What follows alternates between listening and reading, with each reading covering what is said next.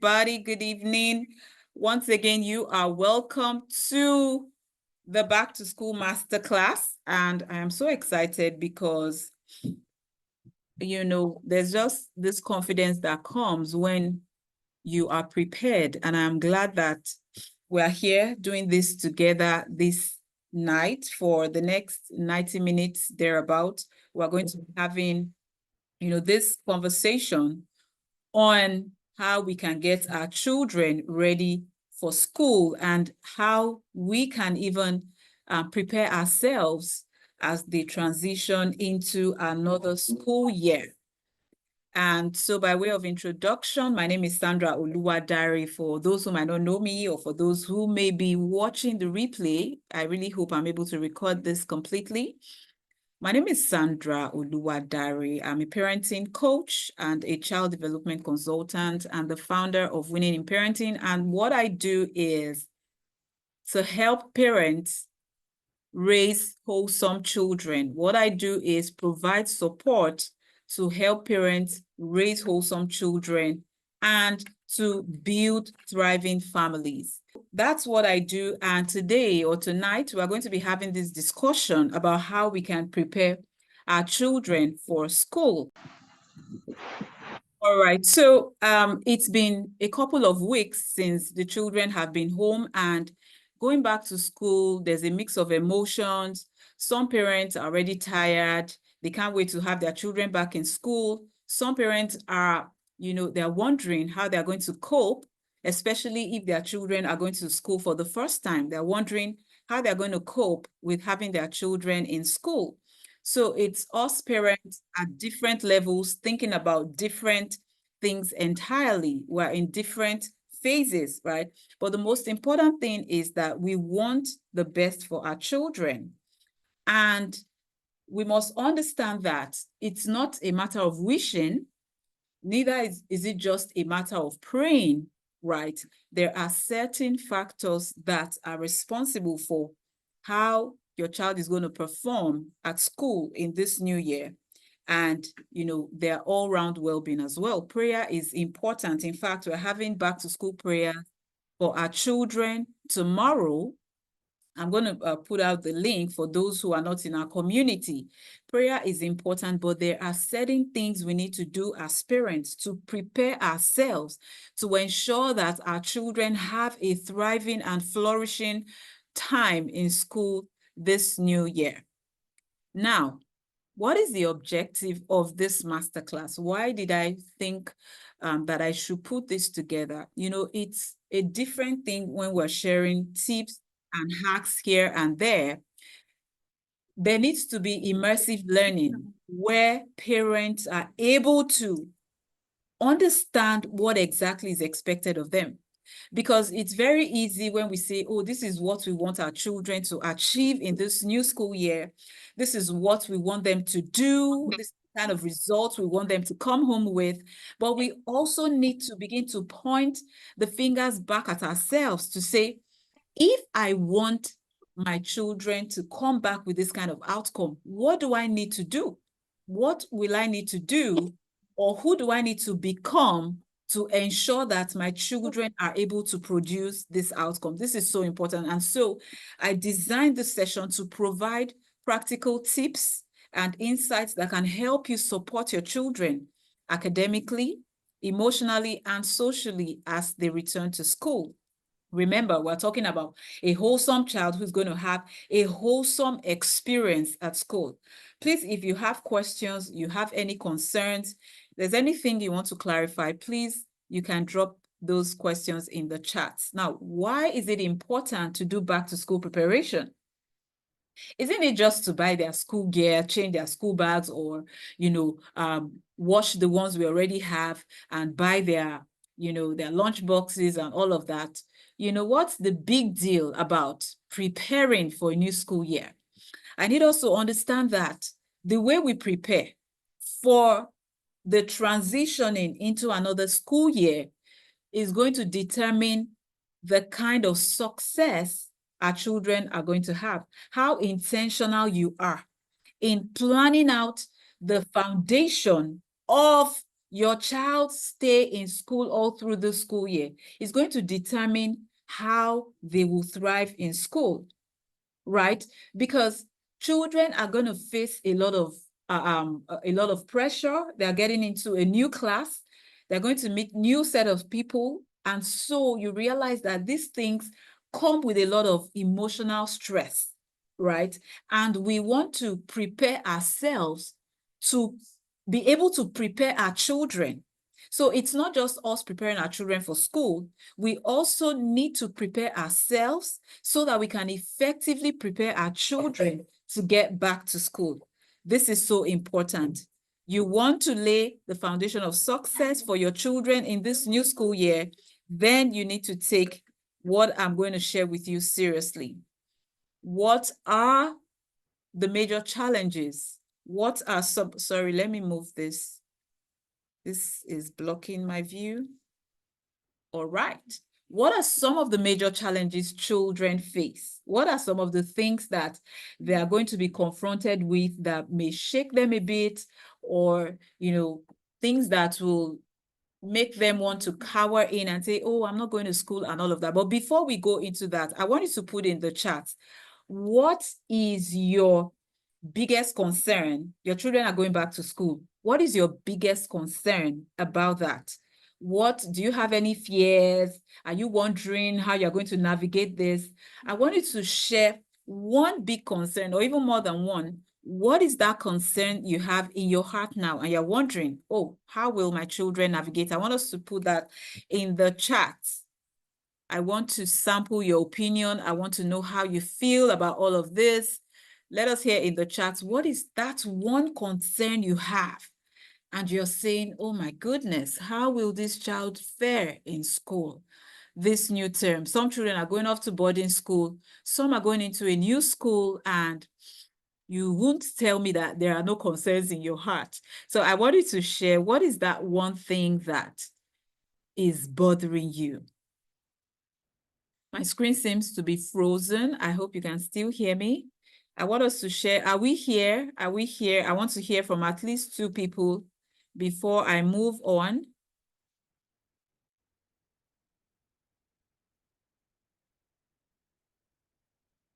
I hope I'm not alone in the room. Okay, I see someone. Okay, Mrs. Juliet says, adjusting to a new class teacher. Adjusting to a new class teacher. Okay, thank you for sharing, Mrs. Juliet. I can totally relate. Thank you. I want someone else to share their concerns. What is your concern for this new school year? What is your concern for the new school year? What is bothering you? What is bothering you? For me, I'm wondering, and I'm just praying, oh God, let my child be able to cope. I know they will cope, but that thing is always there. I don't want any issues and all of that. So please share. I don't want to believe it's only Mrs. Juliet in this room. Let us know what your concerns are. One more and I will move on. One more and I'll move on. My girl hardly talks when she's back home from school, and I want her to be able to talk to me and confide in me as her mother. Thank you for sharing, Honey P. Yeah, that can be a very, it can be a pain in the neck when you have a child who doesn't really talk. But I believe that there are conversation starters that you can use to, begin meaningful conversations with her. If there's time, I would speak about that before we end this call. Mrs. Adebowale says, my daughter is going to grade 1. I'm thinking about how she will cope with mathematics because I know myself. Oh, yes, I can relate. Thank you for sharing. These are some of the concerns that we have as parents. Now, I want to share some challenges that children usually face, especially when they're getting into a new school year. They're transitioning to a new grade. I mean, this is a big deal, right? They've been in maybe play class, the ones that they call jele simi. I'm not Yoruba, but that's how they call it. Those children that they just send them to school so that the house will rest. They just go to school, drink their juice, eat their biscuits, play around, listen to rhymes. You might have a child that was in that level, but now they're transitioning to nursery 1. You have children who are going to year 1. You have children who are going to year 5, year 4, year 8, and you are wondering, how are they going to cope? I mean, that's the truth. Moving on to a grade higher than where they were is actually a big deal, because they are going to have to deal with more academic content. They will be introduced to more subjects, and the children might begin to feel anxious as a result of these changes, right? Especially if they struggled in the last year. If they struggled in the last school year, that anxiety may already be building up, and they're wondering, oh, I'm going to a new class. How am I going to cope? Right? That's one of the major challenges children face. And then another one is making new friends or navigating social dynamics. So children are going to be going into new classes. They're going to be seeing new sets of people, and socializing can be a major source of stress. Not every child is sanguine. Not every child is outgoing. Not every child is bold enough to say, yeah, I want to meet new people and hello, hi, how are you? Some children are reserved. Some children just enjoy their own company. And so having to be saddled with the task of making new friends, is going to take a toll on them, right? Especially for children who are reserved. They may feel a certain way when it comes to forming new friendships, right? And fitting in with peers, just trying to blend in and all of that. That is another major challenge children face. The next one is academic pressure, right? They're going to have more subjects. They're going to have more homework. They're going to have more expectations. Their exams are going to be tougher because they are getting into a new class. This one is a big deal. A lot of children are already feeling anxious, just anticipating these things. So I'm trying to highlight all of this so that we can have an idea of what's going on in the minds of our children, so that we can also we can deal with them with empathy and try to see the world through their eyes, especially in this new phase that they're getting into. The emotional toll is another challenge. All of these things, all the emotions that comes with getting into a new class can become stressors for our children. Now, all of these things I'm saying may not apply to every other child. Some children may be able to blend in effortlessly, but at the same time, we must understand that we're not to compare one child to the other. So if one child is not able to go with the flow, it's okay. And that is why we are having this session, so that we know how to help our children in this situation.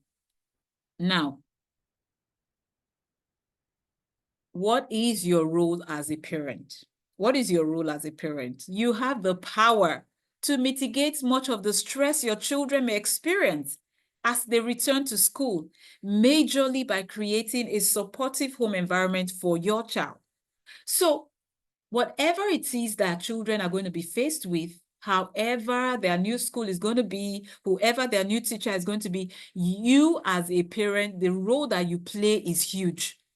It's a no-brainer. Like, even if children are going to be spending hours in school, what happens on the home front matters a lot. And it is going to impact their performance in school in this new school year, right? So I want us to understand that the ball, to a large extent, lies in our court. We have the power to help our children, like Mrs. Adebowale was saying that her daughter would not speak, right? Yeah, that might be her personality. It is now our duty as parents to say, you know what, whatever happens, you have to speak. I have to find ways to ensure that you speak. So the power is in our hands, right? And how do we achieve this? By creating a supportive home environment, by preparing ourselves mentally, by preparing ourselves emotionally, so that we can be there for our children. It is not just our children we are preparing to get back to school. We also need to prepare ourselves. I tell you, some parents are already feeling a certain way just with the thought of, school runs. Oh, we have to wake up early, I have to do this and still get back to work.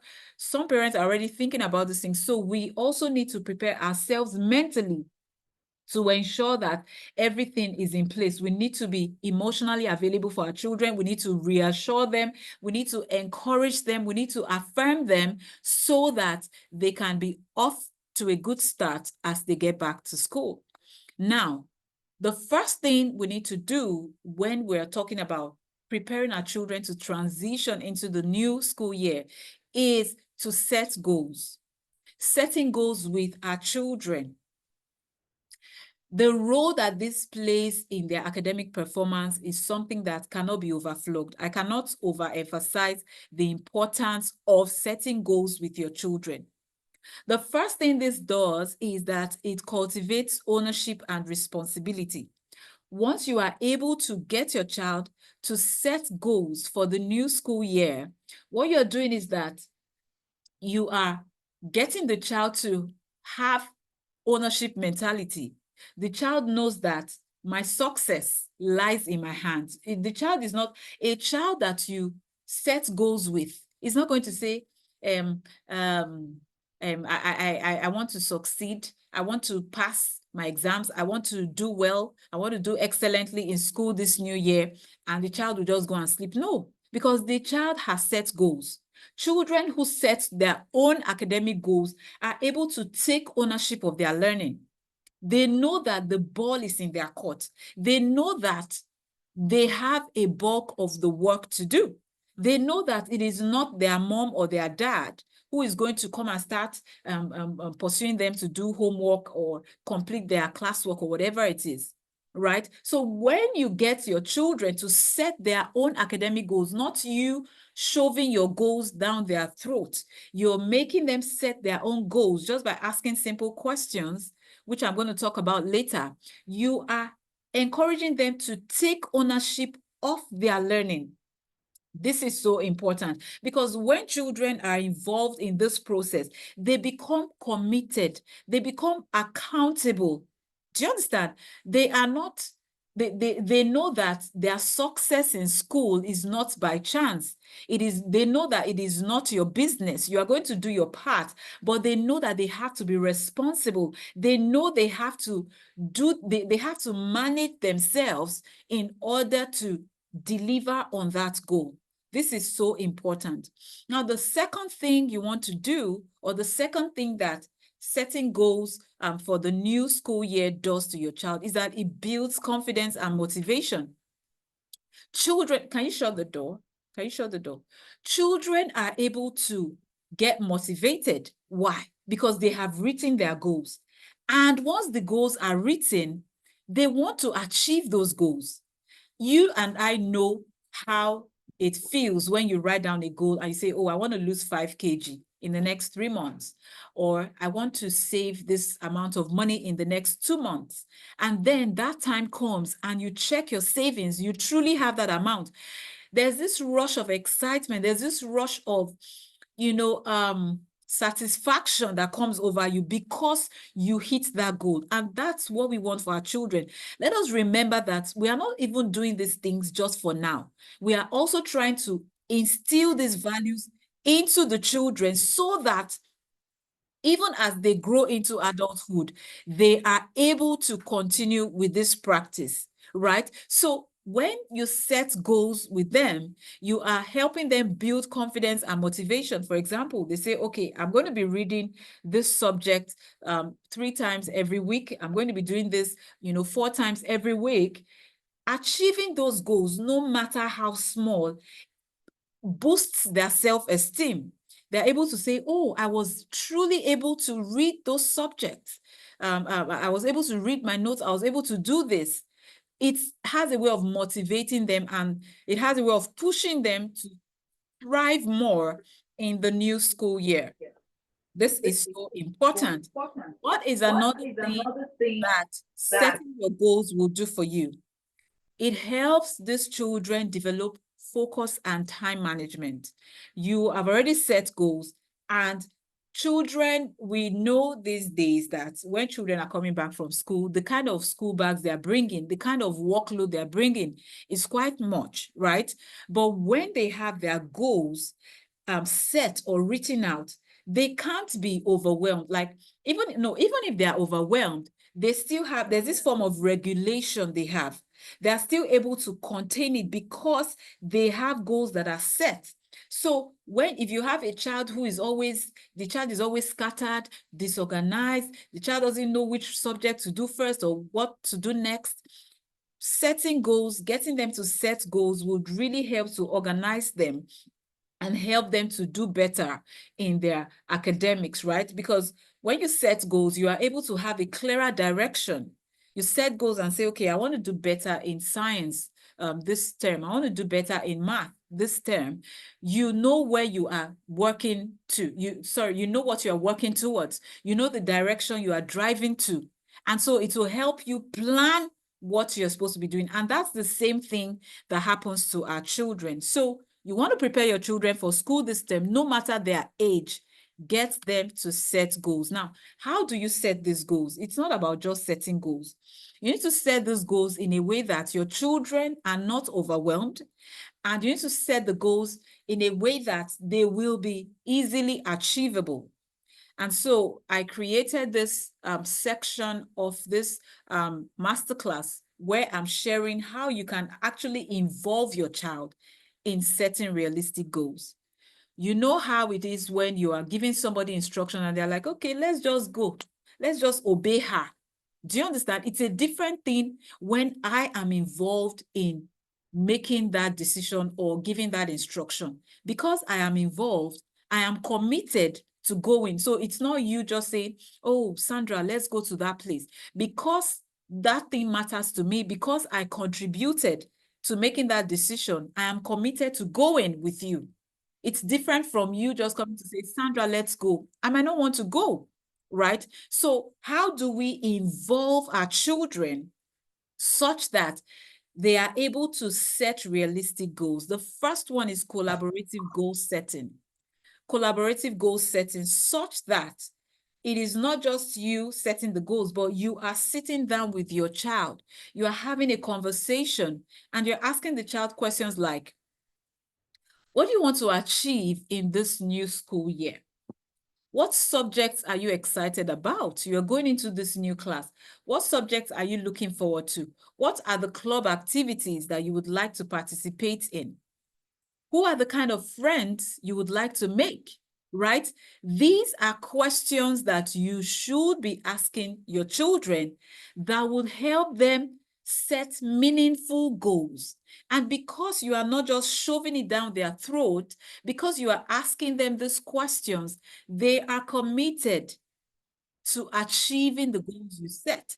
They are committed to following through. They are committed to staying accountable to those goals. This is so important. And then you want to start small and build up, right? When it comes to setting goals with children, it's not about braggadocious goals, very gigantic goals. It is good for us to dream big, but at the same time, we must remember that we are dealing with children.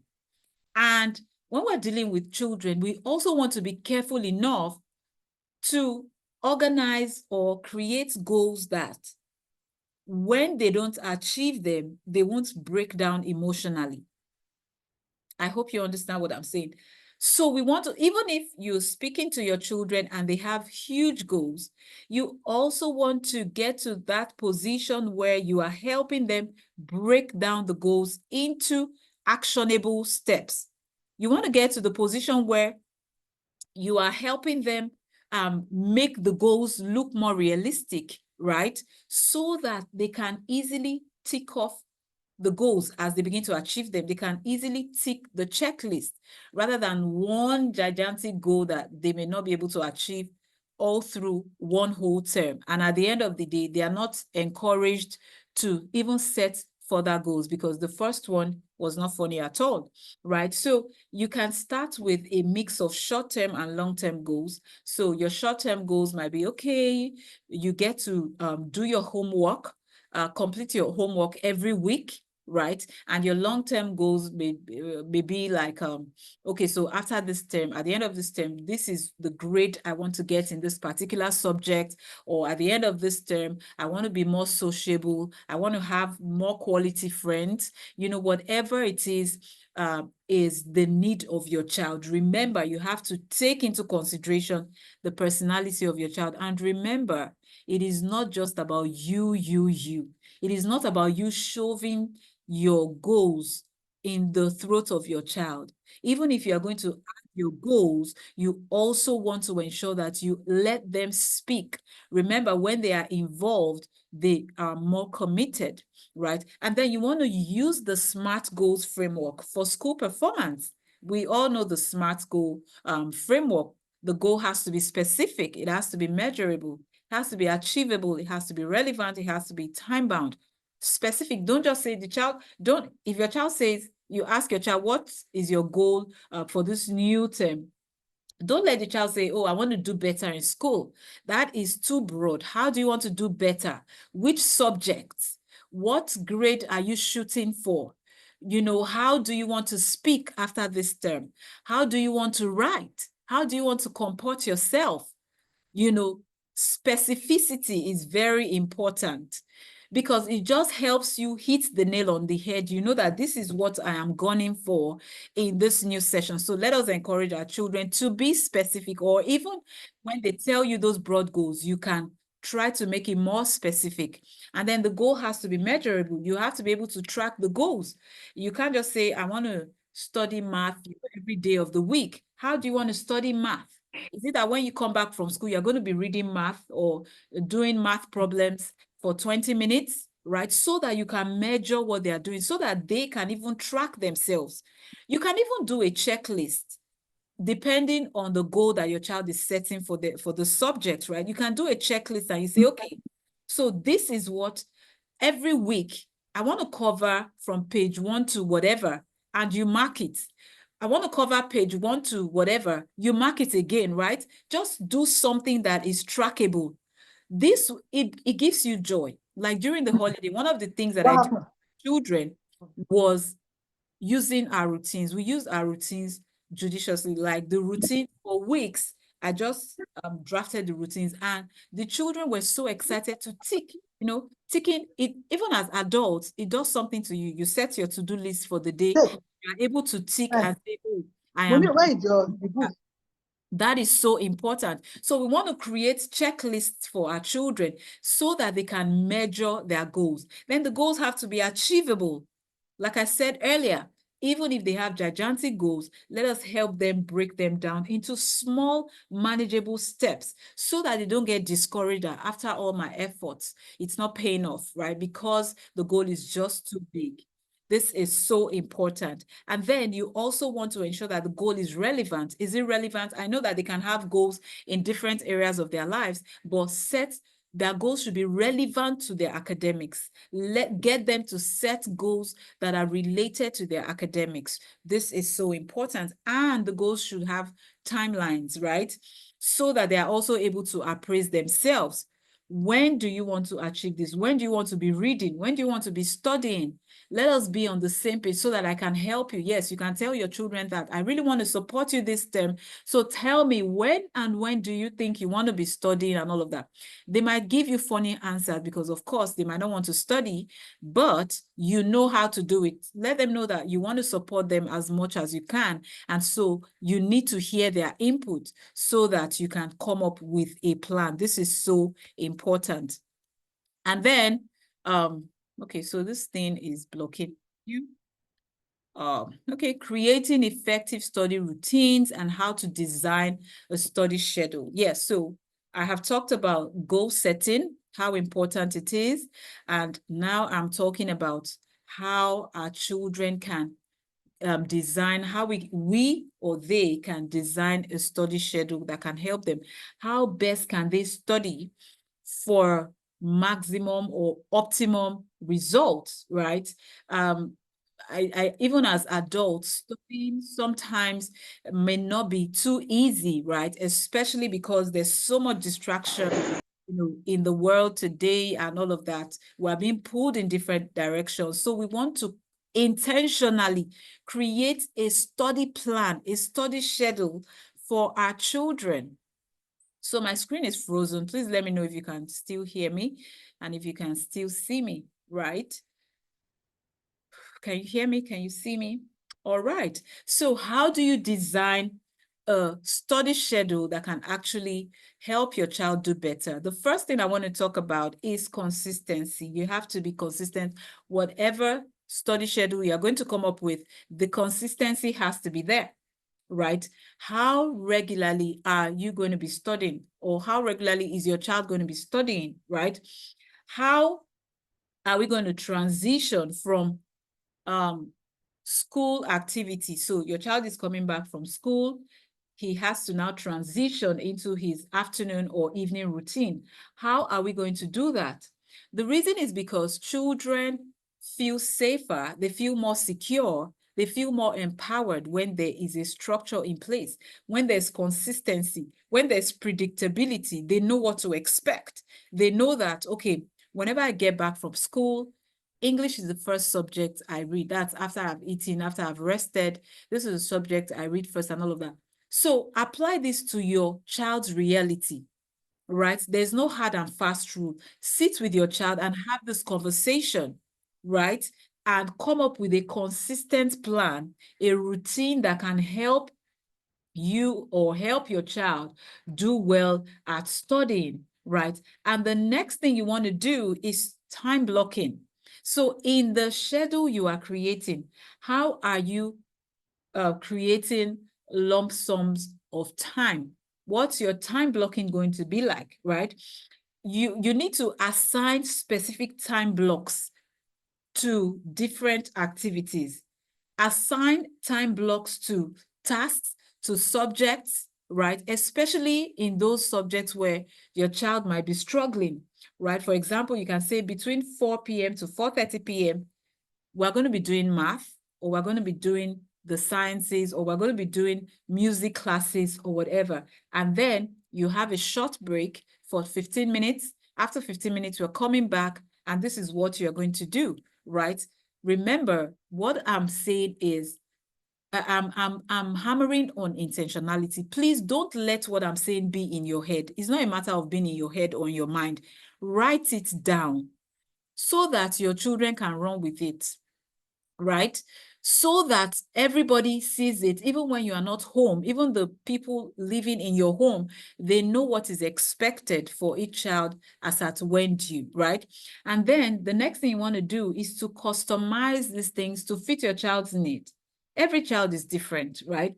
Some children do better, they study better, they are more active at certain times, right?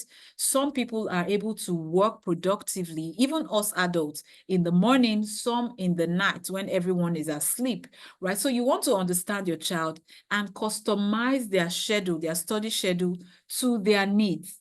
If you know that your child does better after they have slept, maybe taking a nap when they're back from school and they're refreshed, fine. If you know that if your child dares sleep off, they won't sleep at night, you know what to do, right? Like there was a time where I wasn't allowing my children to nap, because once they nap, they won't get to sleep at night. They won't sleep early at night, right? So I devised a way to ensure that they would rest when they're back from school, but they won't sleep, right? So you need to work with the peculiarity of your child. This is so important. And then another thing you want to do is to balance homework, extracurricular activities, and leisure time, right? You need to know how to create this balance, because gone are the days where children would just go to school, come back, and all of that. Now we have so many other activities and children need to rest. I am not a fan of overburdening or overscheduling children so that they can have time to breathe, right? So you want to create a balance such that they are able to thrive and they are able to easily transition to all that is expected of them without getting them burnt out. This is so important. Homework time versus playtime. You need to create this balance. It is so important, right? You need to schedule breaks. You need to schedule time for leisure around study time, so that the child is not just going on and the child is burnt out, the child is tired. By the time the child is hitting bed at night, the child is spent. We don't want a situation like that. We want our children to also enjoy their time at home after school. So we want to create a fine balance between homework time and playtime. Play is learning. Play is therapy for children. Even for adults, play is very important. Please do not deprive your children of play. Don't shorten their playtime. Don't say when they play too much and they won't be serious. No. With all of these things that I'm saying, the goal setting and all of that, children, we can get them to be serious. But you see that playtime, let them play, let them enjoy. That they learn a lot of skills at play. This is so important. And then you want to prioritize tasks. Remember, we're talking about how to design their study schedule, how to create a beautiful learning experience for them. You also want to prioritize tasks, right? Know when to get them to do urgent stuff and when to do the things that are not so important. Like what I shared earlier about knowing, when they function best. If you know that when they come back from school, if they play, they won't be serious with their homework. You will have to pursue them before they do their homework. If you know that that's the kind of child you have, then you have to get them to just eat, rest a bit, and do the urgent stuff, study and all of that before letting them play, right? But if you know that even playing, they are fine, then it's okay. This is so important. You have to prioritize tasks. For children who are already doing chores, yeah, this is where it comes in as well. You want to let them understand that, okay, this is when you go do the dishes, this is when you do that and all of that, so that there is smooth transitioning, so that no area of their life is suffering for the other. And then flexibility, right? This is key. This is so important. Structure is good, right? But you need to allow room for flexibility, right? Life happens sometimes, and sometimes things may not go as you have planned, right? There's no hard and fast rule. Yes, I know you have your structure and your routine in place, but you also need to understand that just the way things come up for you sometimes, and you're not able to meet up with certain tasks, things will come up as well for your child. They may feel extremely tired on a particular day. They may not really be responsive on a particular day. You need to be observant and just let them rest, right? If you get them off activities for a day, it doesn't mean they're unserious. It doesn't mean you're a bad parent, right? It is just you understanding your child and helping them, feel comfortable as you raise them.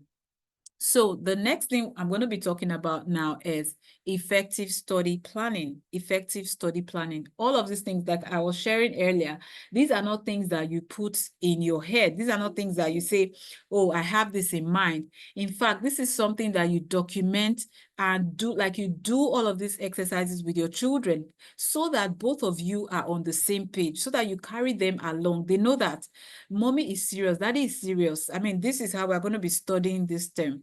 This is so important. Remember, there's a saying, if you fail to plan, you are planning to fail. It is not just for us adults. We need to set up our children for success. This is so important. Effective study planning. We have daily and weekly planning. What you need to do here is just pretty much like what I said earlier. You are just structuring how your child is going to be learning or how your child is going to be studying. This is what you will do daily, and this is what you will do weekly. You can have a book where you have all of these things written out, or sheets of paper, or you can even get a board. That's something I also want to do. I have a book, but I'm also thinking of getting a board where you can actually outline all of these things, so that everybody sees them, and you can erase, you can add more things and all of that. I feel that will be more productive rather than using books and all of that, or sheets of papers. So you want your children to understand that daily, imagine them seeing it, in black and white, that daily, these are the things that I'm doing. Weekly, these are the things that I'm doing, right? So plan their study time with them. on a daily and a weekly basis, so that you can now appraise yourself maybe at the end of the week or at the end of the month. Remember, I talked about measurable goals. You are able to track your progress, and your child is excited because they see what they're doing. And for those children who will still not do anything, they can see clearly where they are falling short, right? You also want to track progress and accountability, right? You're encouraging your child to tick. There's something that ticking just does, even to me. I love it when I'm able to tick all of those things and I'm like, okay, I've done this, I've done this, I've done all of that, right? There's this joy and satisfaction that comes with it. It gives your children a sense of accomplishment, and they know that, okay, I'm doing something fantastic and all of that. This is so important. For their study time to be effective, all of this planning needs to be in place. This is not something we have in our head, like I have said over and over again. It is something we want to do intentionally. Now, how do we balance educational and recreational screen use? Because I know that screen time is a big deal. Remember, I am building on the foundation. We started with goal setting. We started with laying the foundation for success, and then we went on to goal setting, and then we went on to effectively planning their study time and, just helping them. We actually designed their study schedule. Now, how do we get them to manage, or how do we manage screen time in the home? How do we balance educational and recreational screen use? You know what I mean? Educational screen use, children have to join Zoom classes, they have to join Google Meet rooms, right? Children have to they have to log into their learning portals, right? They have to watch educational apps to learn. And at the same time, there's also recreational screen use, where we're just watching TV or other devices in our leisure time, just to relax and unwind. But how do we balance this? It is so important. The first thing we need to do is to highlight educational versus recreational use. Now, this knowledge is not for us alone. We need to highlight it to our children. We need to let them know that, hey, when you are on the app learning, or when you're doing this, when you're in class, that is educational screen use, right? When you are watching cartoons or whatever you're doing, you're playing games, that is recreational screen use, right? And so we want to be clear. We want to be clear about the difference, right? We want to highlight the difference between these two and establish separate time blocks for each, right? We want to establish separate time blocks for each, so that everybody is clear. So that a child is not coming to say, oh, mommy, I didn't know, or I knew, I just decided to not do what you said, right? We need to spell it out to them clearly. And one beautiful thing that this does is that when we're able to carry our children along in this manner, they trust us more. They depend on us more. What I mean by that is they see your motive. They see that you're doing this out of love. They see that you're doing this out of care, and that you want the best for them, right? Rather than just saying, don't do this, don't do that, don't watch TV and all of that. You highlight it. This is what you are doing when you are playing games. That is recreational screen use. And this is what you are doing when you are listening to Miss Sandra in class, or when you are listening to your other teachers in class. This is so important. Remember, we're talking about balancing, being able to balance the different screen use for our children. And then the next thing we want to do is to set boundaries and limits.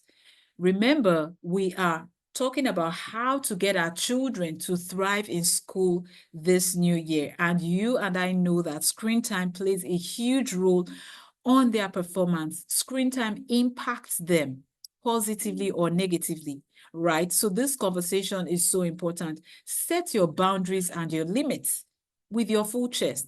You are the parent, right? You are the one leading the pack. You are the one leading the team. They're not the ones leading you. Don't get hassled, or don't get what's the word now? Don't feel ruffled when your children are frowning their faces and they're feeling bad. Yes, it's okay to feel bad.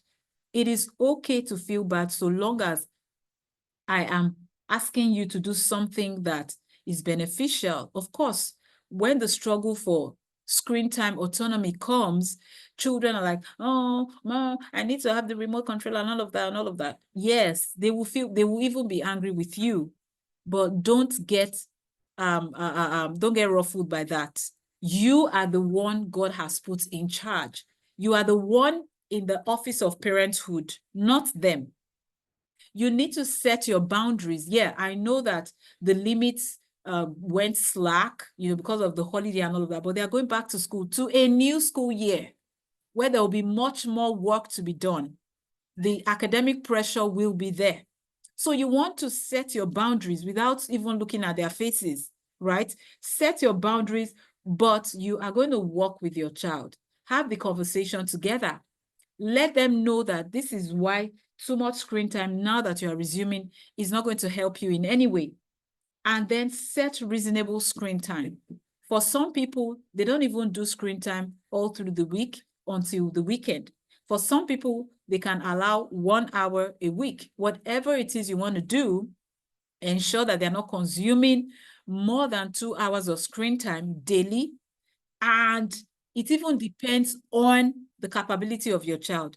If you have a child who is struggling, screen time is not the way to go. Recreational screen time, I mean, right? You want to ensure that as much as possible, you keep your child in a regulated state so that they can assimilate everything that they are being taught. So you want to ensure that you are setting screen time boundaries and limits. Now that school is resuming, anyways, it depends on your reality, but truthfully, for me, I'll say no screen time all through the week until the weekend. But whatever works for you is fine. But please do not allow them consume too much screen time during the week. This is so important. And then you want to encourage tech-free zones, right? Have areas in the home where there's nothing like screens there. Now, it's just like putting there's a rat and there's a cat. You're putting a rat where a cat is. The rat is going to get eaten. You're putting fish where a cat or a rat is. That fish is going to get eaten, right? You know that the child is still struggling with screens and all of that. Stop leaving these devices around. One of the ways you can help your children is to create an environment where they can thrive. So if you know that your child is heavily dependent on screens, why are you leaving screens unattended in your home? Hide your phones, keep them away.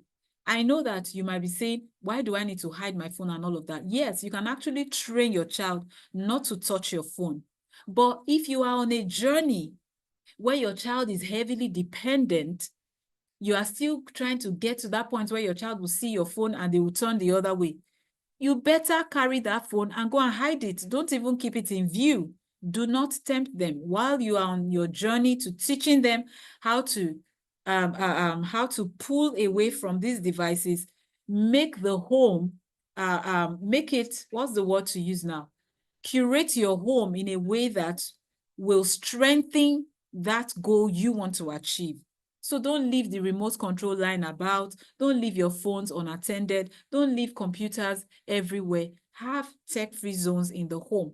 You also want to use tools to limit distractions from digital devices during study time. For example, you have focus apps. Like even on my phone, there are some apps that after a particular time, they shut down. I mean, when you know yourself, you help yourself. There's no point living in denial. We all know that social media can be it can suck you in. You can be there, especially for someone like me who is a content creator and all of that. I do coaching sessions, online, almost all the time. I also find ways to regulate these things, right? I use focus apps.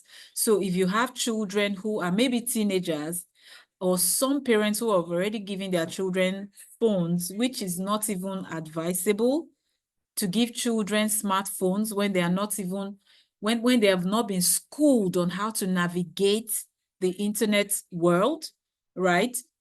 You need to use these apps. Let these apps help you help your children, right? For the older children, even if they are of age, right? The teenagers, they're using phones and all of that. They still need to be regulated. Their activities still need to be regulated while they are on there. And then you also want to ensure that your children have device-free study sessions. Don't say your children are studying and they're using one eye to look at the phone. And like I said earlier, clear your zone.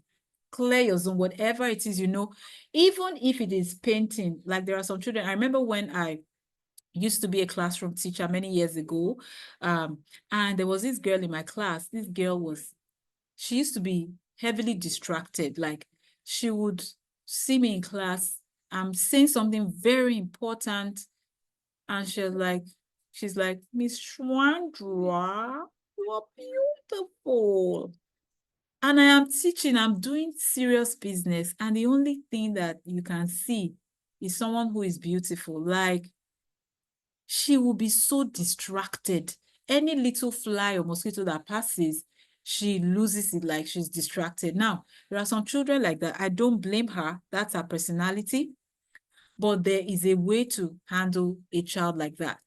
And that's why teachers, educators also need to understand these things so that as you are putting in efforts at home, they are not uprooting your efforts back at school. And us parents too, we need to understand how to help children like this.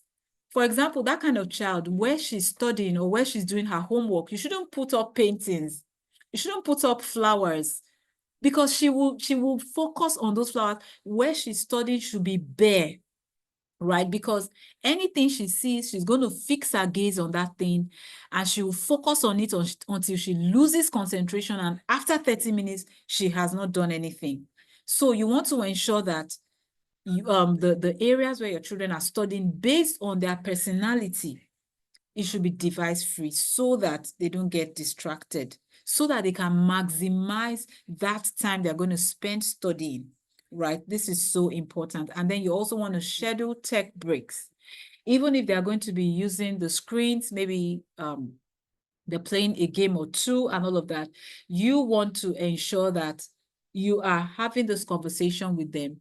It's not just you telling them have tech breaks. You're having a conversation where you're telling them the advantages and the disadvantages of everything they do, whether online or on their devices, screens. If you have things to show them, videos to show them this is what consuming too much screens can do for you or can do to you. This is how it impacts your brain and all of that.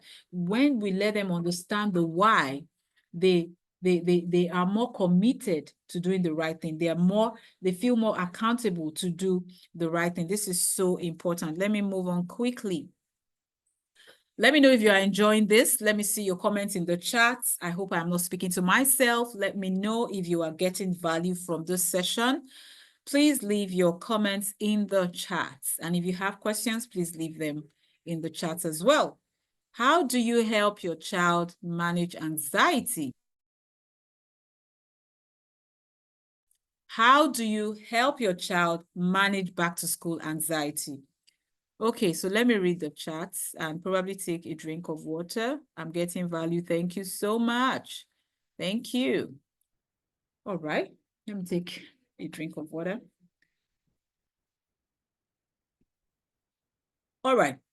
So how do you help your child manage back to school anxiety? This is so important because, like I said earlier, this whole going back to school thing, especially after all the enjoyment for over 6 weeks. Thank you so much, Mrs. Neka. Especially after all of this enjoyment, children are going to, even me as a parent, right? When you have been in certain situations and you know that, oh, okay, maybe you go on a vacation, you had so much fun, and then it's time to come back home and you're like, don't tell me I'm coming back home to get back into my schedule. Oh, why can't I just stay off work? Do you get? So we know how these things are, and it is happening to our children as well. We must not shy away from these things. But how prepared are we to help them manage all of these things, right? It is normal. It is not something that we're saying, oh, our children are struggling because they are feeling anxious and all of that. Thank you so much, ma'am. Because they are feeling anxious and all of that, you're like, what's even wrong with this child and all of that? Nothing is wrong with them, because even us adults, we have our own as well. We need to understand anxiety. We need to understand that it might come with the emotional toll, the pressure that, oh, I'm going back to school. And for everything I'm saying, it might not apply to every child. Some children they can blend in seamlessly. They don't have no airs about them and all of that. But like I said, we are not comparing, and we're just trying to carry all of them along. Now, how do you help them manage this emotional situation that they found themselves in? You need to create a safe space, open communication. You need to create a safe space where they can feel comfortable to talk, where they can feel comfortable to speak. You need to help them help you, right? You need to help them help you. Thank you so much, ma'am. Thank you. You need to help them help you, right?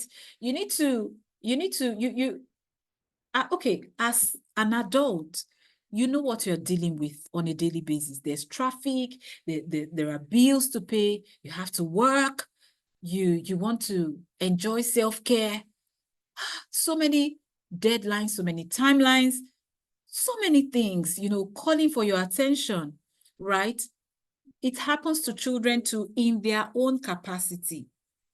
And how would you feel if you have a friend who, when you are in that kind of situation, you're just feeling so tired, and all he or she does is just to give you a warm embrace, and they're like, it's okay. I know how you feel. I know you are exhausted. I know you're tired, but I'm here for you. I'm here for you. When someone does that to me, I would really love it, because we all want that, affirmation. We all want that validation that I see you, I see all you're going through, and you're really doing a great job, right? That's the same thing we should be doing for our children, especially now that they're going back to school.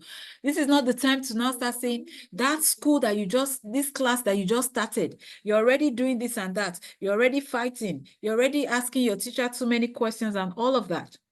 We need to create an environment where children are able to communicate openly, where they are able to communicate without any fear, right? An environment where they are able to trust you with their truth. That's why some children tell lies. That's one of the reasons why children tell lies, right? We need to create that safe space. Where else do we want them to go? School might be a safe space, but I want my children to feel like they're in heaven when they're at home. And I believe it's the same thing with you, right? So we want to create that safe space where they feel comfortable. They come back from school and they say, oh, mom, this is how I feel.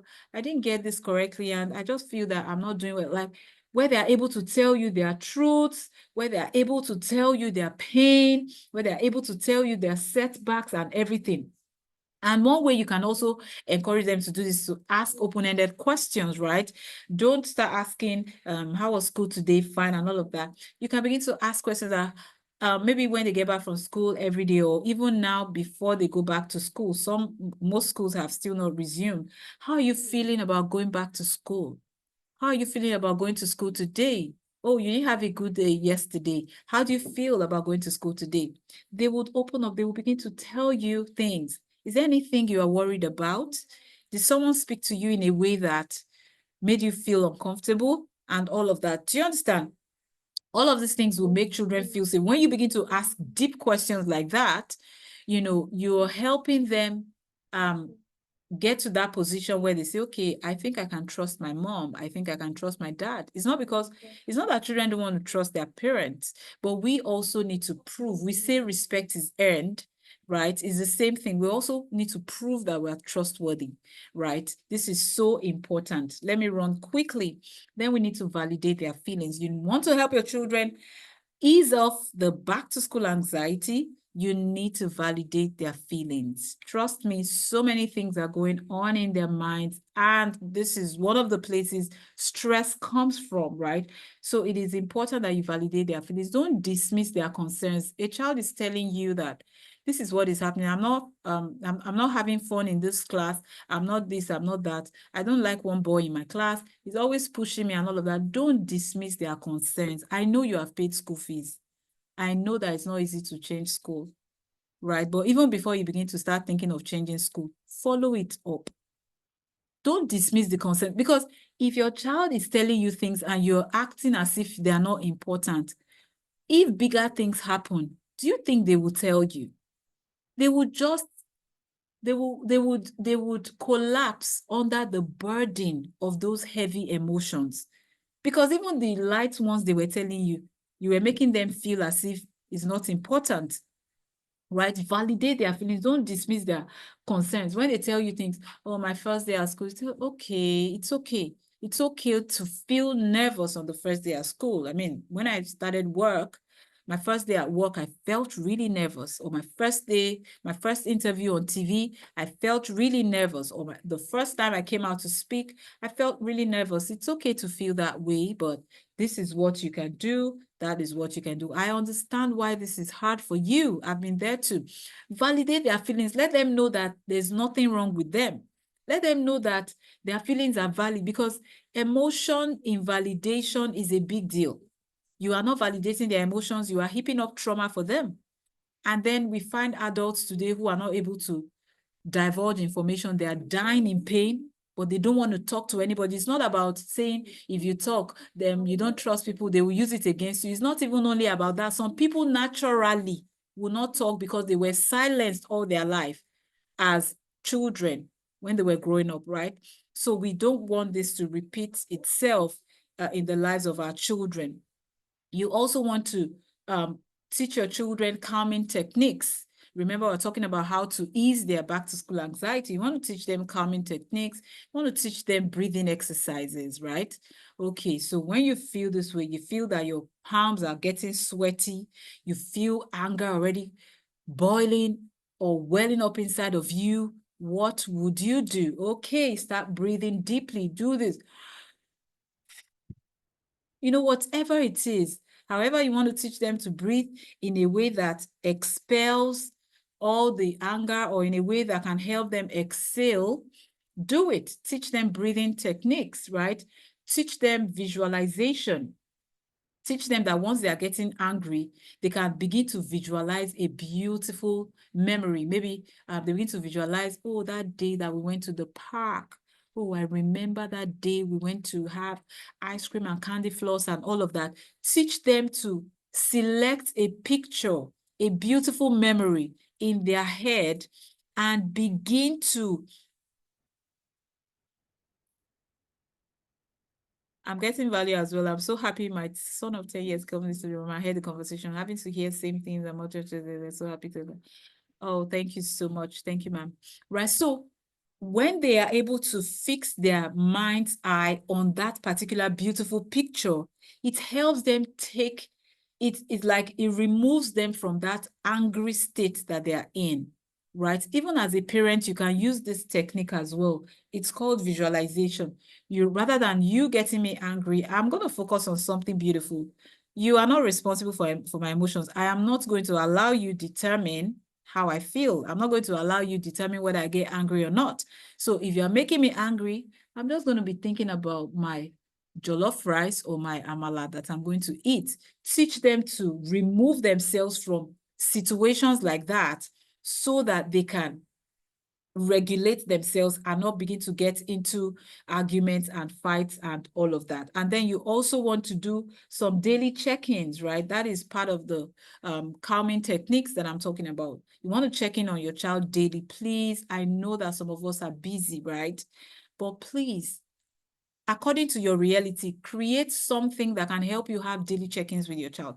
Even when you are off on a trip, if it is by phone call, if it is by video call, if it is by chat, text message, whatever, or even if they are asleep when you get back from work, and they're still asleep or you're leaving for work, call them when you know that they are going to be back from school. Call them when you know they're at home. Call them, right? Just make sure you're checking in on them daily. Don't go for days without checking in on your child. There's too much distraction out there. And there are people who have time. When parents say they don't have time, there are people who their work is devoted to spend time and, either impact other children positively or negatively. But because you can't trust the integrity of everybody, so you don't want to take chances. This is so important. And then you also want to help your child become resilient when it comes to their emotions as they are going back to school, because trust me, they need to be resilient. They need to be resilient. They need to be resilient, especially for the ones moving on to higher classes. A lot of things are going to come. There will be there are cases of bullying, there are cases of peer pressure, external influences, and all of that. Things are going to be contending for their attention. So we want to empower our children to build that resilience, to just have that bounce back ability, right? Such that no matter what happens, they are still thriving. This is so important. The first thing that you can do to help your child develop this resilience is positive affirmations. You want to affirm them as much as possible. As much as possible. Tell them how fantastic they are, how blessed you are to have them. Let them know how loved they are. Let them know how their presence in your life makes you just so excited, so satisfied, and so rich, right? Tell them your presence in my life makes me rich, right? We are trying to make them understand that they are gold. They're even worth more than gold, right? And these are the things that children remember when they are on their own, right? You want to tell them things like, oh yeah, you've got this. You can handle this. You are so good at solving problems. You are brave. I loved how you tackled that situation. Your sister even pushed you and you didn't even push her back. Oh, that was so good. You want to affirm them as much as you can. Please don't pretend like you don't see what they are doing good. Don't pretend, because that is a tool for you to reinforce their good behavior. So don't waste that experience. Don't pretend like you didn't see them being nice, right? This is so important. And then as a parent, you also want to model resilience. You can't say you want to empower your child to be emotionally resilient, and any little thing, you break down and you're like, no. We also want to model resilience so that they are looking up to us and they're like, okay, this is what mommy does. Mommy is able to weather the storm. Daddy is able to weather the storm and all of that. They see how you handle challenges, right? You're driving out in the morning and you have a flat tire, you're already late. What do? Do you start cursing everybody? Do you start throwing things at everybody because you are late? No. How you are able to handle the situation, how you are able to comport yourself, how you are able to still navigate and still ensure that you get to work early. Your children are seeing these things, right? They are learning how you're able to put yourself together, right? This is so important. And even when you have issues at work, you can tell your children age appropriately. You don't have to go and tell them everything that will now become an emotional burden on them. The ones that they can learn from, you can tell them, oh, I had a bad day at work today. My boss was actually upset with me because I made a silly mistake, but this was how I handled the situation. Even though I wasn't happy with the way my boss spoke to me, but I just removed myself from that situation and I focused on a beautiful picture, one of our memories as a family, and I was able to regulate myself and all of that. When you tell your child stories like that, they will remember those things when they get to school and somebody is getting them upset. These are the things they'll remember. They'll say, okay, this is how my mom navigates situations like this. So we want to model resilience as well. And then problem-solving skills. You want to teach your child to be resilient. That child needs to have problem-solving skills. How are they able to solve problems? Please stop jumping in to solve problems for them all the time. Children are actually smart, right? Even our brains as adults, we have not even optimized, we have not maxed out our brains. In fact, Can we even max it out? Right? So children are smart. And remember, whatever we do, we can teach them to have a growth mindset or a fixed mindset. When you allow them to solve problems, you're encouraging them to have a growth mindset. Their minds begin to expand. They think out of the box. How can I solve this problem? Before you jump in to come and save them, ask them questions, critical questions, questions that will make them think. How do you think we can do this? Okay, you didn't pass when you studied like this. So how do you think you can study to pass? Even if you are going to add to it, let them do the bulk of the thinking. And at the end of the day, you can sit together to regulate things. This is so important. And then you also want to help your child develop healthy friendships. They'll be going into a new school, probably a new class. They're going to meet new people and probably a new teacher. How do they develop healthy friendships, right? You have to teach them about building trust and empathy. You need to let them know that friendship, true friendship, has to be rooted in trust and empathy. You need to highlight these things to them so that when they are choosing their friends, they know what to do. When they are saying, somebody has a crush on me or I have a crush on somebody, they know the things to look out for, right? If this person is going to be my friend, then trust and empathy has to be the root of it all. You have to also teach your child not just to find good friends or make friends with good people. You have to also teach them to be a good friend to people, right? Teach them to be trustworthy. Teach them to consider the feelings of other people, right? Not over their own feelings. You understand what I mean? Like, you don't jump into fire because you're trying to consider someone else's feelings, right? You don't allow your child allow a predator touch them because you don't want the predator to feel bad. That's what I'm talking about, right? So you want to teach your child to build trust and empathy. You also want to teach them to encourage inclusive behavior. What do I mean by this? You have children of different personalities. There are some children who are easily lovable. Some are not easily likable. Some are very tough, strong-willed. Some may even have special needs and all of that. We want to teach our children to, embrace everyone, to not look down on people, right? These are the things that we look out for when we're talking about healthy friendships. We also want to teach them to develop social awareness, right? This is important. They need to understand social cues. They need to understand how to read body language. You need to understand how to read or make sense of non-verbal expressions, right? When somebody is giving you this kind of body language, I know that some of the things I'm saying may not apply to the really, really younger children, but this knowledge is very important to you right now because you can actually now begin to apply these things to your own reality, to the reality of your child, to their age, right? So you want the child to understand how to read body language. For example, your child wants to be friends with someone, and whenever your child is coming, they just move off. They go off, right? It's like your child is throwing herself on them. You let your child know they simply don't want you. You don't beg for friendship. It's not everybody that should be your friend. If you feel that I'm not worthy to be your friend, then goodbye. These are the things we teach our children. Look at their body language. This person you say you want them to be your friend, how do they act when you're coming?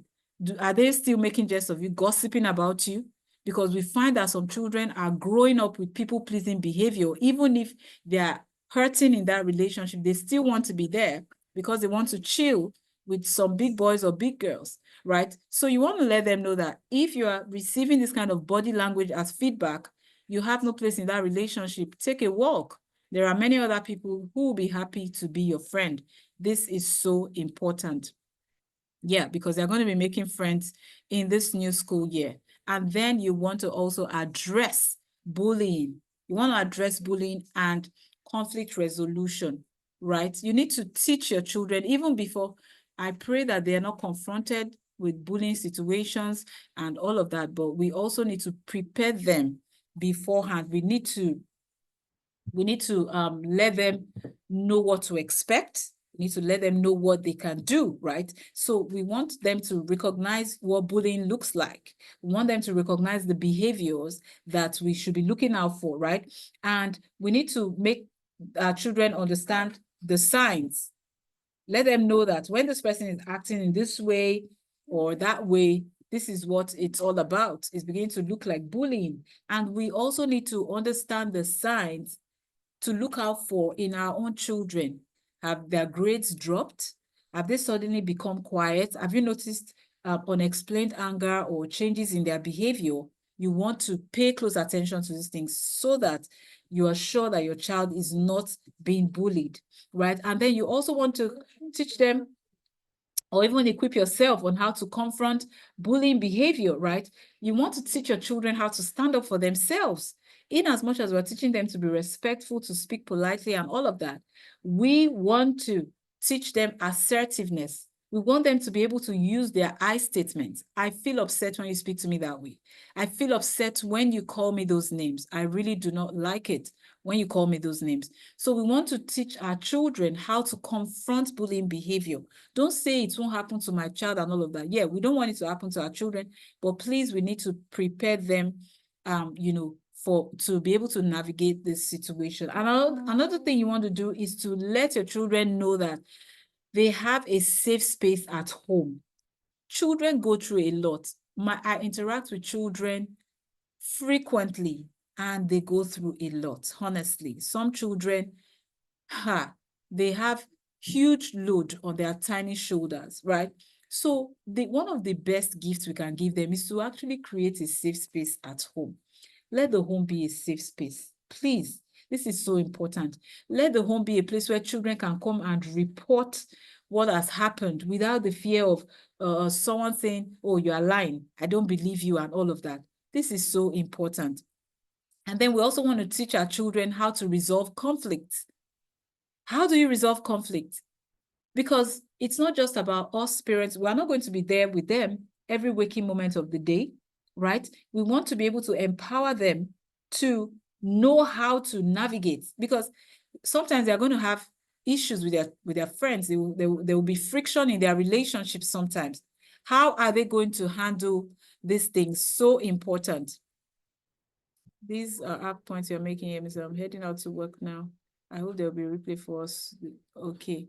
Thank you so much, ma'am. Right? So you want to ensure that you are also training your children to know how to solve problems. How to, you can't be leaving your home to go and be settling issues between your child and his friend, right? Don't forget that your children are growing already and they'll be adults. And what you teach them now is what they are going to use before they start evolving and maybe adding value to themselves. So you want to teach them active listening. Can you take down the volume? Take down the volume. You want to teach them active listening, right? How do you listen to people? Teach them how to properly listen. Give people the benefit of doubt.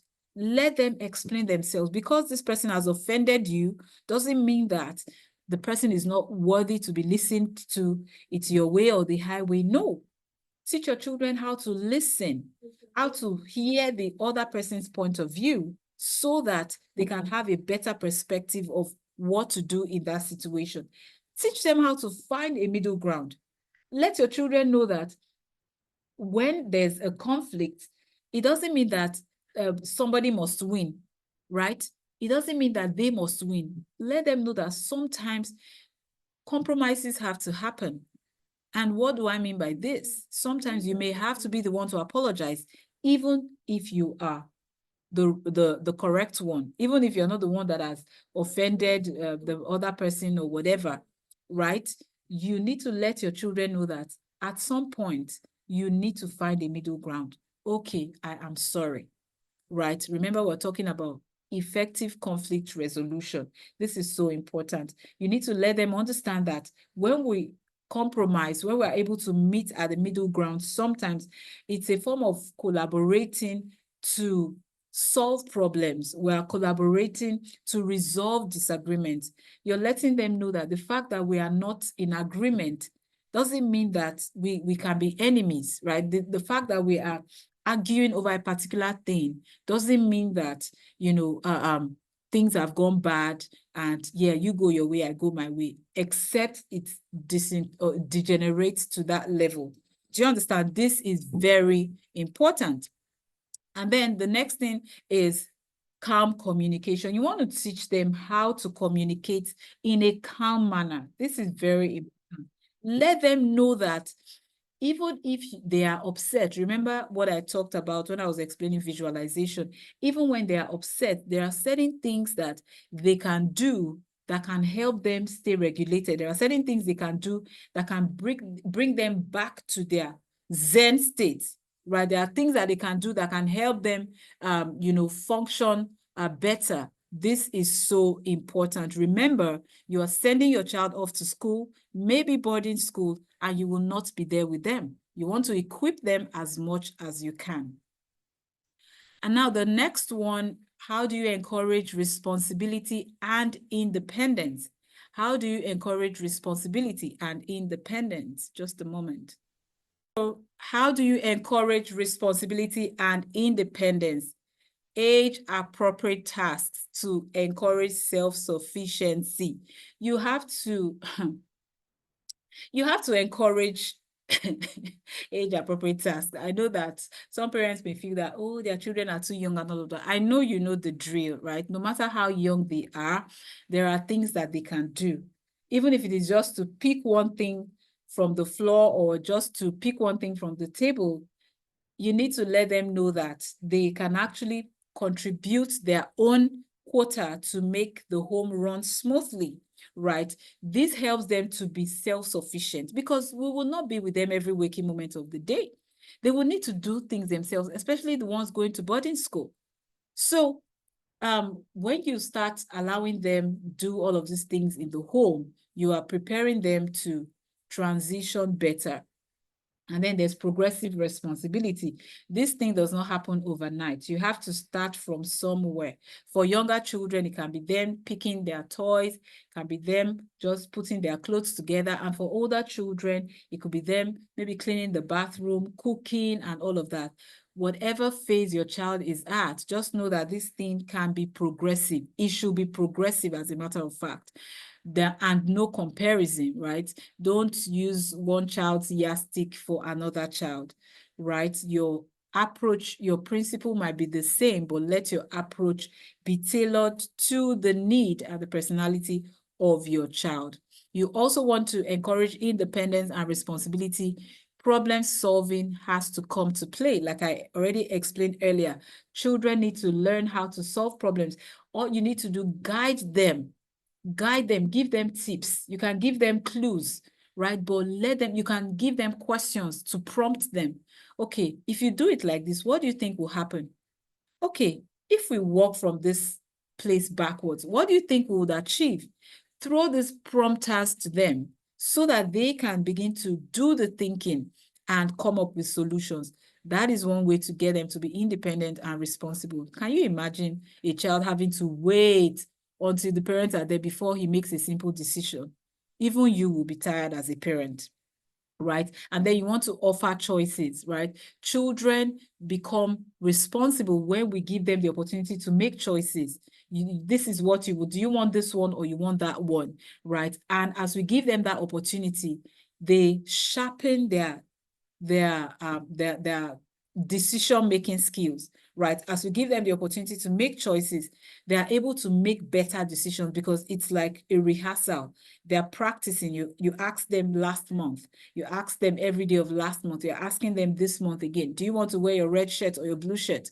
Do you want us to go here or there? Do you want to do your homework first or you want to do this first? As time goes on, they begin to learn how to make the right decisions. This is so important. And then how do you, let me move this so that I can see my screen properly. I can't see it. Okay, how to cultivate accountability in schoolwork and personal life. We're almost done. I'll be done in the next 15 minutes thereabout.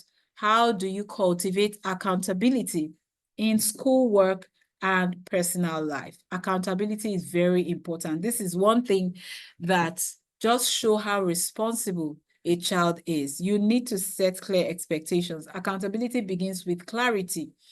If I don't know what is expected of me, what do I do, right? If I don't know what I'm expected to do, how do I want to stay accountable? How do I know that I'm crossing the line? How do I know that I'm crossing my boundary?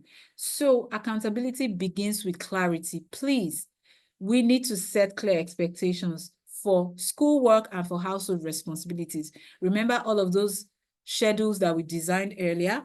Yes, those things will come to your expectations, your clear expectations will be much needed as you design those materials, right? Because it's a different thing when you're saying clean up your room. It's another thing entirely when you're saying sweep the floor, take out your towel, mop the floor and all of that. The other option is a clearer lineup of expectations. The child clearly understands how he should clean his room, right? Instead of a vague explanation, you say clean the room and you now come back, you still meet dirty clothes on the floor. But the child has swept, the child has cleaned the room in his own eyes. So we need to work with clarity so that our children know exactly what is expected of them. For example, we need to spell it out clearly that before TV time comes homework. You must complete your homework before you even think of using any screen device. This is so important. And then you want to create a responsibility chart.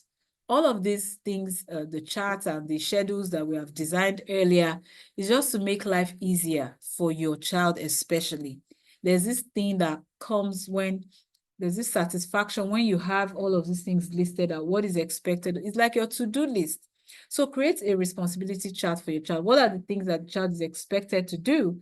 Their household chores, their schoolwork, and all of that. Once they begin to tick those charts, it brings a sense of fulfillment, a sense of accomplishment that they are able to complete their task. Excuse me. It makes them feel accountable. It makes them feel responsible and all of that. And then another thing you want to do to cultivate accountability is to let natural consequences take place, right? When they show a level of irresponsibility, right, let the natural consequence take place. For example, if a child forgets to do his homework, when they get to school and their teacher says, bring out your homework, and their homework is not done, whatever the teacher does, the teacher might decide to say, okay, you have to do that homework in class alongside your schoolwork. That's double work for you, or you're going to stand in front of the class, or whatever it is, right? That's a natural consequence. You didn't do your homework, go and face the consequence at school. But of course, if there's still time and you can still remind the child, oh, do your homework at home, it's fine. But if they don't do it, and you probably just realize as they were getting into the school bus that they didn't do their homework, oh, they will go and face the natural consequences. It keeps them accountable and makes them responsible. This is very important. Don't come in to rescue them all the time. Your job is to guide them so that they can reflect on their actions. Until they're able to reflect, they won't still be able to make solid decisions. So we want to stay as a guide so that they are able to highlight the things they need to do and all of that. Some of these things I'm saying might look like, all of these things, they are so much. Take it slow. Take it slow. Digest the information and implement them according to your reality, right?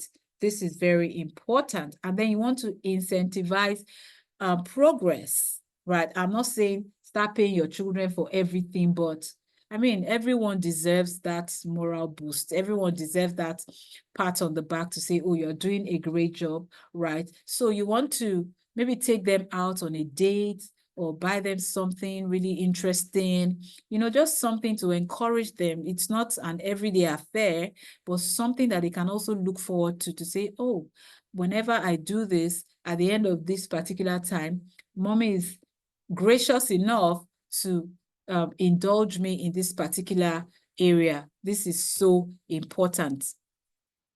How many more minutes do I have left? Trying to round this off now. Let me go quickly. And then you want to adjust. Okay, I need to move this so I can see my screen. You want to adjust to new grades, adjusting to new grades, teachers, and schedules, right? Navigating new academic expectations and relationships. This is very important. Children are going into new classes, they have new teachers, they have new schedules, and of course, they will be trying to make sense of what exactly is going on, right?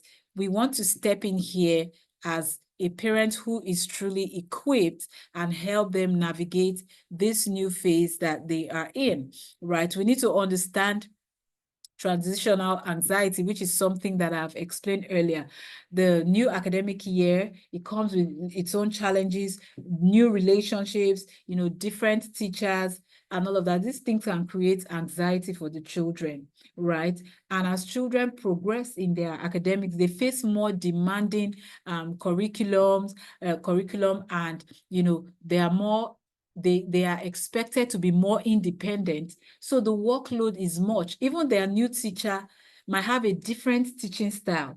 And so they are dealing with a lot, right? So you want to just be in that position where you understand what is happening to your child, and then you are having open dialogues, you're having conversations where you can talk about some of these things that are happening to them, where you can talk about some of the expectations that are required of them both at school and at home, right? This is so important. And then you also want to set realistic expectations. I know that we have our own things in mind concerning our children, but we need to understand that it is the children that will do those things. We can be in one position thinking and saying, no, I want this for my child. But don't forget that it is the children themselves who will do these things. So the goals, like I said earlier, have to be manageable. They have to be smaller so that they can achieve them, one after the other. This is very important. Don't go and say a child that was in so position, you're now saying the child should be the top of the class. Yes, we all want that, right? But we need to cut them some slack. We need to understand that it's a process so that they are not unnecessarily pressured. And then we also want to come in when it comes to managing peer relationships. How are they going to navigate? They are in a new class, they have new teachers, new study schedules and all of that.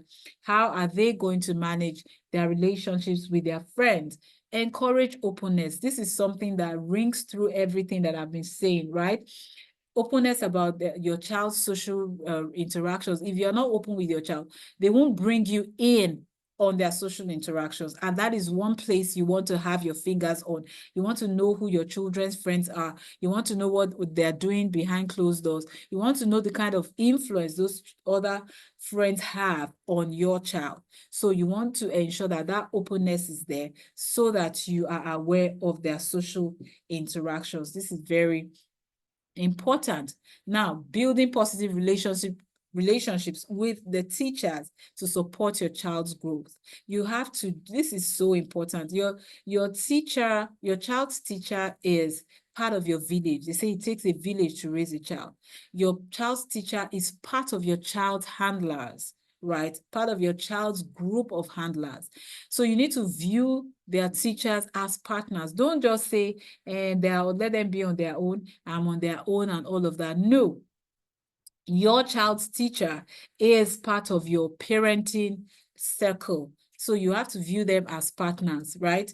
And then you have to communicate in a proactive manner. Like you're not, I know that I'm getting to meet a new class teacher. There might be some kind of friction. You're not understanding yourselves. The teacher is still not getting it when it comes to your child and all of that. But you need to be proactive. You need to take a proactive approach to ensure that in the end, you are collaborating with your child's teacher. Don't forget that it's for the good of your child. If you don't have a good relationship with your child's teacher, it might affect the child, right? So we want to be as conscious and cautious as possible so that our children don't suffer for all of these things, right? And then we also want to be proactive when it comes to our communication. Don't just say, oh, school has resumed, though. I went for open day, or I went for midterm break, open day before midterm break. Be on top of your game as much as possible. If I let them tell you that, madam, your own is too much, right? Be proactive, follow up, track your child's progress. Don't only wait till open day before you know what's happening to your child. Communicate with your child's teacher. How are they relating with people socially? What's their social behavior like? This is so important. What are the areas? Are they struggling? Let them tell you all of these things so that you can know how to come in from the home. And then the next thing you want to do is engaging in the classroom environment. How are you positioning yourself, or how are you engaging in your child's classroom environment? Are you just the parent that they see you only once in the entire school year, or they only see you when they're doing end of year party, right? Be there, be in their faces. Let them say, oh, please, ma'am, don't come again. We know what we are doing and all of that. Yes, right? Let them know that you are committed and invested to your child's well-being, right? That will even send a signal to them to understand that please do not joke with this particular child. Very important. So engage in your child's classroom environment, right? And when they have programs like open day or book reading day, they want parents who will come and read books to the children. Volunteer to be a part of it, right? Go there, let your children see you doing these things. When there's an event at school, PTA meetings, create time to attend. This way you're building a positive relationship, not just with your child's teacher, but with the school. And all of this would add to how your child's growth is supported in this school year, right? Then when it comes to parents, teachers meeting, there are questions you should be asking, right? Ask questions that will really tell you what is going on, you know, in your child's life in school. You know, you can ask questions like, what are your expectations academically for my child? What do you expect when it comes to their social development? You know, what are the things that you want my child to do, and all of that? Very important. Then after some time, maybe after 2 or 3 weeks, you're asking the teacher, how is my child adjusting? How is my child coping? How is the academic demand on my child? Right? The teacher will know that this parent knows what he or she is talking about. Are there areas where you think my child can improve? You know, this is so important. You also want to ask about your child's social development. How is my child interacting with their peers? How are they relating with other children? How are they hitting people? How are they speaking to people? You know, do they participate in class discussions actively? Do they raise up their hands to answer questions? You know, are there any social issues that I should be aware of? These are questions that you should be asking your child's teacher. And when you get all of this feedback, you want to collaborate on the solutions. If they are giving you feedback on these things, you ask questions like, how can we now work together to achieve this goal? If you say this child does not speak in class, he doesn't like to raise his hand up, even when he knows the correct answer. So teacher, how do you think we can work around this? What do you think we can do to help this child, you know, move out of this position where he's in? This is so important. Healthy.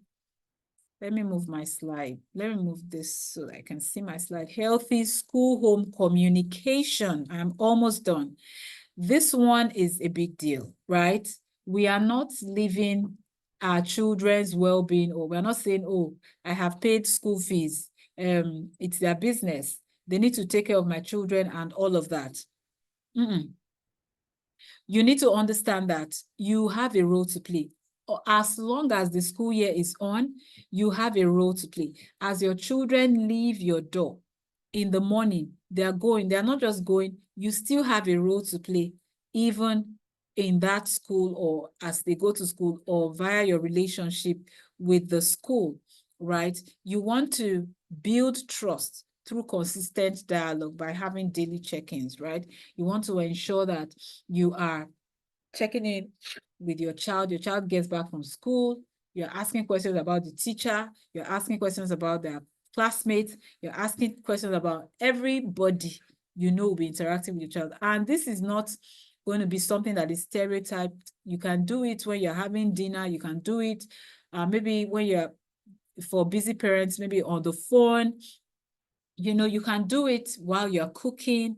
Just apply this to your reality, but you need to have daily check-ins with your children. And then the goal of this is to ensure that your child is going to feel supported. When your child knows that mommy is always asking, daddy is always asking, she wants to know how I fared in school today. The child begins to understand that mommy really is supporting me. Mommy is trying her best to ensure that I have a thriving or I have a great time learning this school year, right? Your child understands this thing, and there's something it does to them. It boosts their self-esteem. They feel worthy. They feel like they are enough. They feel like they feel confident, right? So have daily check-ins with them. And as you're having these daily check-ins, of course, you need to ask open-ended questions. How did you feel about your math class today? How did you feel about your music class today? This is so important. You also encourage open dialogue about the challenges and their successes. So, like I said earlier, you are not only calling out your child when they make mistakes, when they do the right thing. You want to call them out too. It's the same thing here. Don't give your child the notion that we only talk about the good things. We only talk about the testimonies and all of that. Let them feel comfortable sharing their struggles with you. Normalize the discussion of struggles, right? Children can be reluctant to talk about struggles, right? Because they're afraid of being judged by you. They're afraid of disappointing you, right? So if you really want to help that child, please normalize conversations about challenges, about struggles, whether they are related to academics or friendships or your emotions or whatever it is. Talk about these things, right? So that they also feel comfortable to share their struggles with you. And as this is going on, you want to ensure that you are not being judgmental.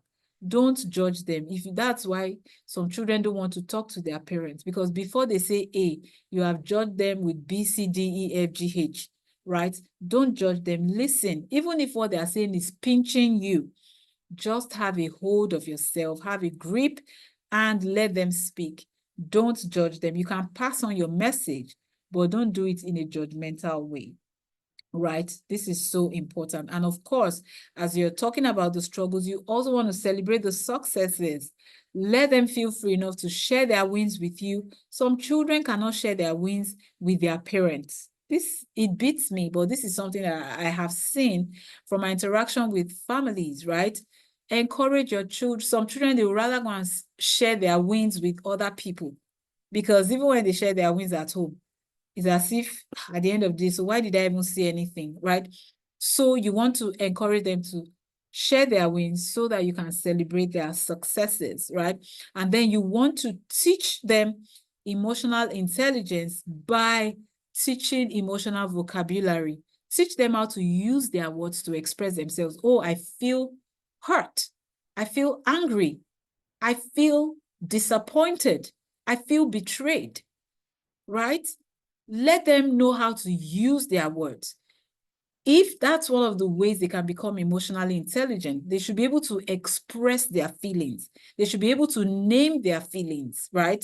This is really important. So you want to introduce these things. When they are feeling a certain way, what's happening to you? I don't know. Probe them, prod them further.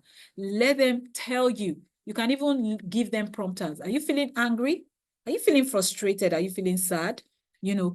Prompt them to the point where they can actually tell you how they feel, where they can name those feelings. This is so important. Yes, so I think this is my second to last slide. And here I am talking about, let me move this, talking about the link between nutrition, sleep, and academic performance. This is so important. This is not the time to be cooking one type of food. I know that children, they can be a handful. I am already thinking, how are we going to navigate when it comes to nutrition, right? Because some children are just really wonderful when it comes to food. Some children will not eat everything. Some children have allergies, they react to some things and all of that. So you really want to take time out to plan their meals, right? So that it doesn't become one of your stressor. plan beforehand so that their meal does not become one of your stressor, right? You need to give them brain boosting foods, right? Let them take vegetables, let them take supplements. You can give them supplements, vitamins, whatever it is that, just helps them, you know, whatever it is that helps them just stay in that position where they are able to function optimally, right? Don't load them with junk food. Don't load them with sugary food. Don't load them with a processed food. Those things might be convenient, but are those the things that your children really need? Those things might be convenient for you, but you need to think, are these the things my children need? What are the impacts in their lives later on? What is this doing? Is this marking my child positively or negatively? This is very important. Nutrition, sleep have a direct impact on a child's academic performance.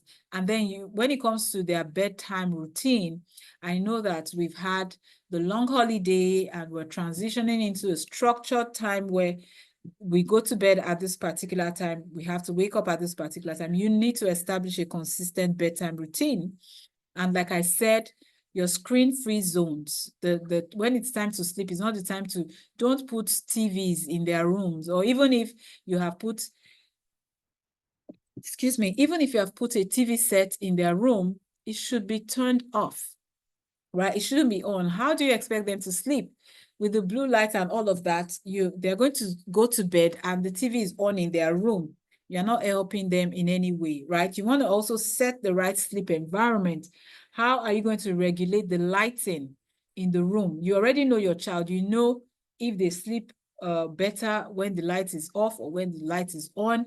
You want to put all of those things into consideration. Whatever will make your child get a good night's rest should be your priority, right? The environment should be cool, it should be dark. The environment should be one that will promote deep sleep, because we want children to be well rested so that as they are sleeping, their brains, their body can get repaired, right, while they are asleep.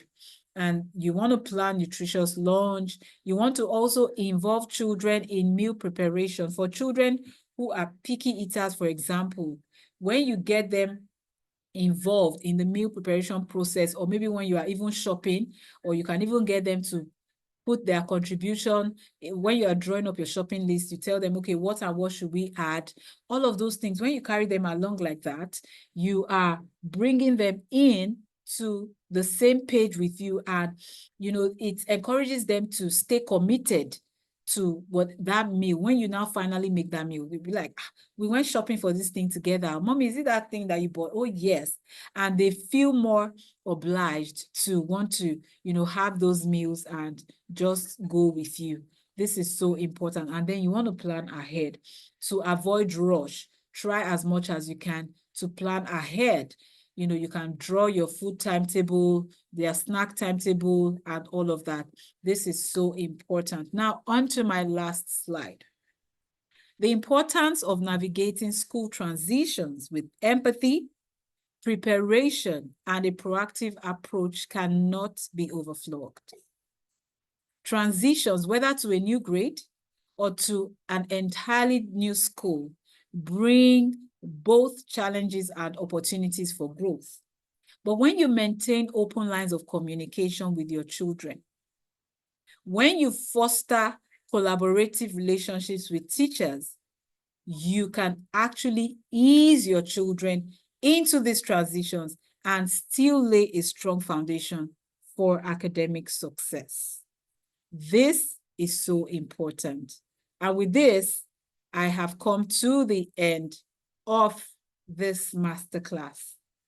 Please let me know how valuable this has been for you. Let me know if you got value from this session. Let me know what you will be implementing. After this session, let me know what you'll be implementing. Let me know how you're going to be supporting your child. Sometimes we think to parent rights, we need heavy frameworks. No, it's in the little things. It's in the little things that you do diligently, right? It's in the little things. Like I was having a conversation, a coaching session with one of my clients yesterday, and I'm like, when it comes to discipline, if we're moving hitting, yelling out of the picture, don't think achieving your goal for effective discipline is not something as little as having polite conversations with your child, as little as, just affirming them. Those are tools in your discipline strategy or your discipline framework. So when it comes to parenting, it's not if you run with these things that I've shared, I just hope this thing is still recording so that you can have the replay. If you run with these things that I have shared, trust me, your child will be better off. And even with all of this, there might still be some challenges here and there. But let me tell you something. Like I was sharing when I was talking about responsibility, these things are progressive. Sometimes you're even putting in effort. It looks like you can't see the results of what you're doing. Just see yourself.